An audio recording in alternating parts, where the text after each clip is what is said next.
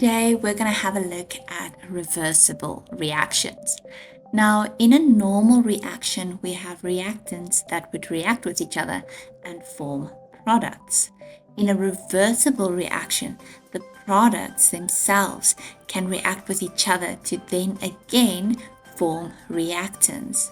Now, a good example of a reversible reaction is the Haber process. Now, the Haber process is used to produce ammonia that's needed in fertilizers. So here, nitrogen and hydrogen gas will react to give us ammonia. These double arrows that show a forward as well as a reverse reaction indicates that this is a reversible reaction. Now, the forward reaction is the reaction where the reactants will form products, and the reversible reaction is where the products will then again form the reactants. Now, the Haber process has a change in enthalpy of negative 92 kilojoules per mole, meaning that's an exothermic reaction. So our forward reaction is exothermic, which means the reverse reaction will be endothermic. Now, another good example of a reversible reaction is the contact process. The contact process is used in the manufacturing of sulfuric acid. Now, sulfuric acid can be used in fertilizers, detergents, and car batteries. So in this reaction, sulfur dioxide reacts with oxygen to give us sulfur trioxide. The forward reaction in this example is exothermic, which means that our reverse reaction will then be endothermic. We also get several biological examples where reversible reactions occur in nature. The first reaction that we're going to use as an example occurs in our blood. This is a two-part reaction where carbon dioxide and water reacts to give us carbonic acid. This can then react to give us hydrogen ions and a hydrogen carbonate. Both of these parts of the reaction is reversible. This process is very important as it maintains our blood pH and allows carbon dioxide to be transported in our blood. The second one also occurs in our blood, and it's the transport of oxygen. So here, hemoglobin, which is a molecule found in our red blood cells, will react with oxygen to give us oxyhemoglobin. Now, this is very important in our biological system because this is how all oxygen in our body is transported, where hemoglobin and oxygen will bind in the lungs, and then the reverse reaction where hemoglobin and oxygen dissociates will happen in our tissues. Now, we know that reversible reactions occur in both the forward and the backward directions. Now, a reversible reaction can reach an equilibrium. This is when the rate of the forward reaction is equal to the rate of the reverse reaction, which means that the concentration of the reactants and the products remain constant, given that there's no other change to the system, such as temperature or pressure. This means that equilibrium can only be reached in a closed system. This is so none of the participating chemical species can leave the reaction vessel and nothing else can enter either. Let's say we have an open test tube. In our test tube, we put two different reactants. These reactants will then react and produce a product here in black. If the product is a gas, it can escape through the opening of the test tube and it will not react to form our reactants. Oxygen can also enter the tube and react with our product or our reactants to form different products. But if we close the test tube using a bung, our gas product will not be able to escape, which means it will react with itself to produce our reactants again. So our closed system will be able to reach equilibrium. At this point, the rate at which we form products will be equal to the rate that we form our reactants, and vice versa. This will be a continuous process. Let's take the example of the Haber process again. So we know that in this process, nitrogen gas reacts with hydrogen gas to give us ammonia gas.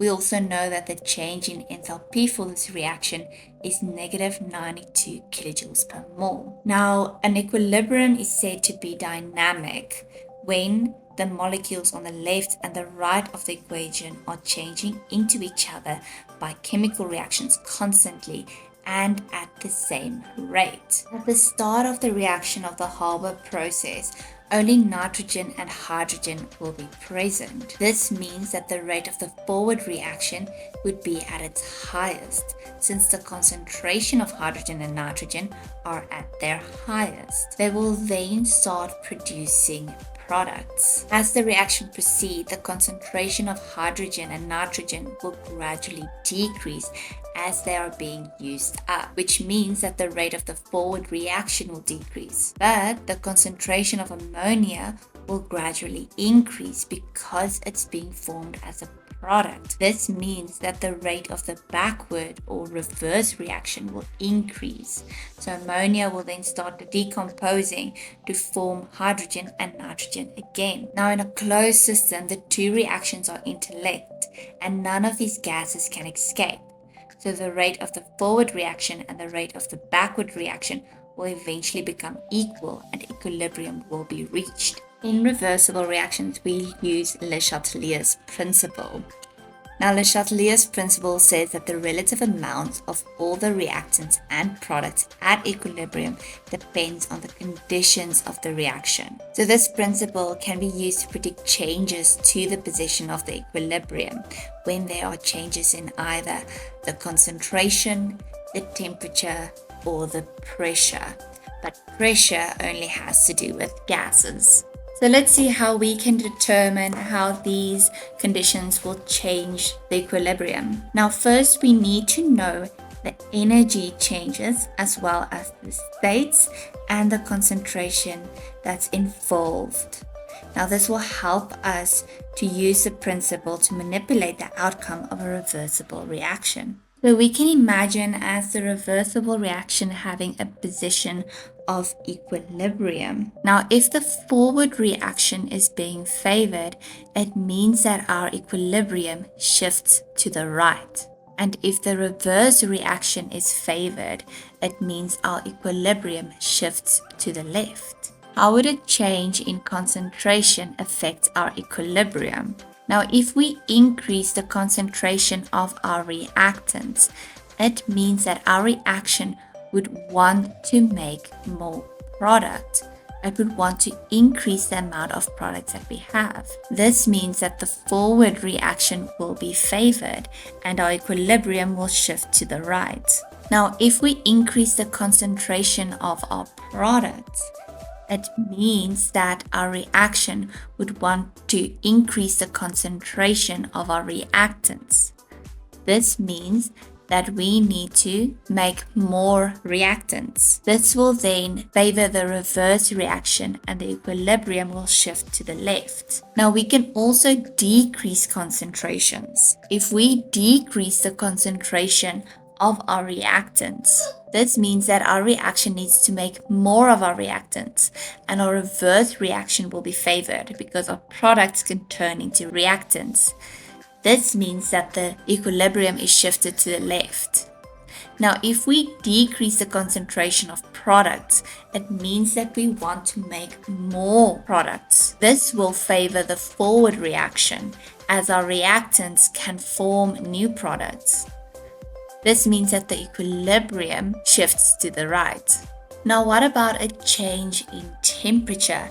How would this affect our equilibrium? Now, to make a prediction, it is necessary to know whether the reaction is exothermic or endothermic. So the Haber process we know is exothermic because it has an enthalpy change of negative 92 kilojoules per mole. That negative means exothermic. This means that the forward reaction will be exothermic and the reverse reaction will be endothermic. Now, if we increase the temperature of the reaction, which means that we add heat to the reaction, it means that the reaction would want to absorb more heat. Now, for heat to be absorbed, this needs to be endothermic. Because the forward reaction is exothermic, my endothermic reaction would be my reverse reaction. So here the reverse reaction will be favored, meaning that the equilibrium shifts to the left. Now let's say that I decrease the temperature or I cool down the reaction. This means that heat is taken away from the reaction. That means that our reaction would want to release more heat. This means that we need an exothermic reaction. Now my exothermic reaction is my forward reaction. So my forward reaction will be favored and my equilibrium will be shifted to the right. Lastly, we have a change in pressure. Now remember, this only occurs when there's gases present in our reaction. Now for this, we can see that our carbo process do contain gases. We also need to know the amount of moles in our reactant and products.